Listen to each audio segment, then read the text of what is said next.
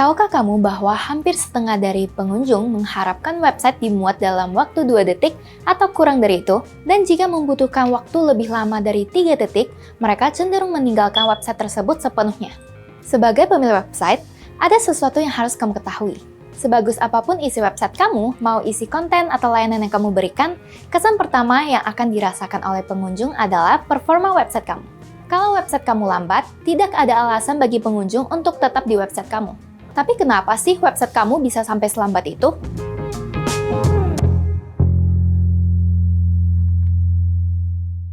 Kecepatan halaman adalah jumlah waktu yang dibutuhkan konten pada halaman web untuk dimuat sepenuhnya. Ini adalah aspek penting dari performa web yang mempengaruhi seberapa cepat pengguna dapat mengakses dan berinteraksi dengan website kamu.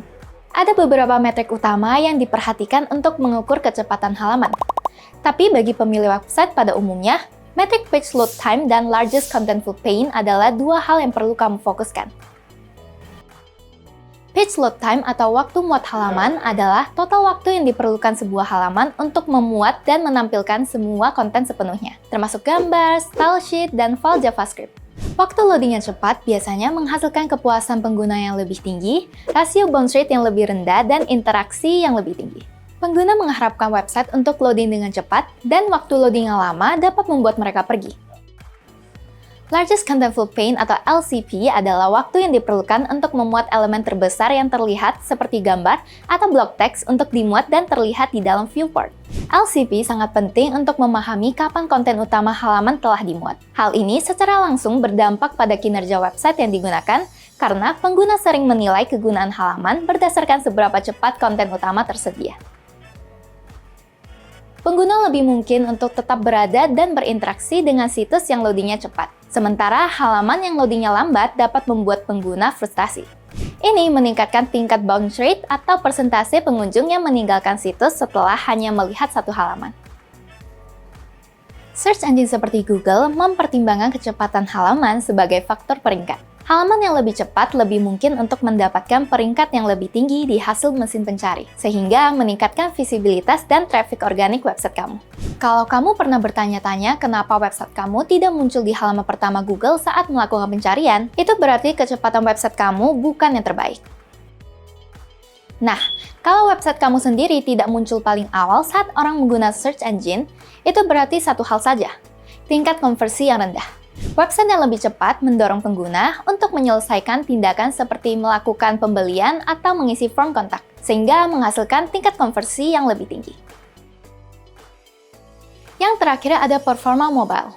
Pengguna mobile mengharapkan website yang memuat dengan cepat, dan performa yang lambat dapat menyebabkan pengalaman pengguna yang buruk dan penurunan interaksi pada platform mobile. Oke, setelah kita tahu faktor-faktor apa saja yang membuat website kita lambat, apa aja sih yang bisa kita lakukan untuk mengoptimalkan kecepatan website kita? Yang pertama adalah optimasi gambar. Kalau website kamu banyak menggunakan gambar, kurangi ukuran file tanpa mengorbankan kualitas. Gunakan format JPEG untuk foto dan PNG untuk grafik yang warnanya lebih sedikit. Atau gunakan format WebP yang merupakan sebuah format yang dibuat khusus untuk gambar yang digunakan untuk website. Atau kamu juga bisa menggunakan teknik lazy loading, di mana gambar tidak dimuat sampai diperlukan. Kedua adalah meminimalkan CSS, JavaScript, dan HTML. Kalau kode dalam skrip kamu memiliki banyak karakter yang tidak diperlukan, itu bisa menambah ukuran file yang akan ujung-ujungnya mengurangi kecepatan website kamu. Hapus spasi, komen, dan elemen lain yang tidak penting dari kode kamu. Hal ini akan mengurangi ukuran file dan mempercepat waktu loading.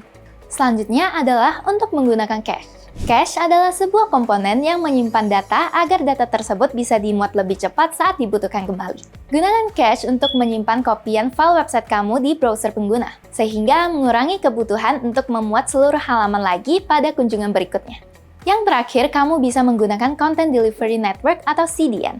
Content Delivery Network adalah jaringan server yang terdistribusi secara geografis yang beroperasi bersama untuk mengirimkan konten website kamu secara efisien. CDN menyimpan salinan konten statis website kamu seperti gambar, style sheet, dan script di beberapa server di seluruh dunia. Nah, gimana teman-teman? Siap untuk mempercepat performa website kamu? Terima kasih sudah mau menonton video ini sampai akhir ya. Mau lihat video lain tentang mempercepat website? Klik di atas sini ya. Sama jangan lupa subscribe dan nyalakan notifikasi untuk melihat video-video lain seperti ini. Semoga video ini bermanfaat dan sampai jumpa di video lainnya. Bye! Cari hosting yang aman,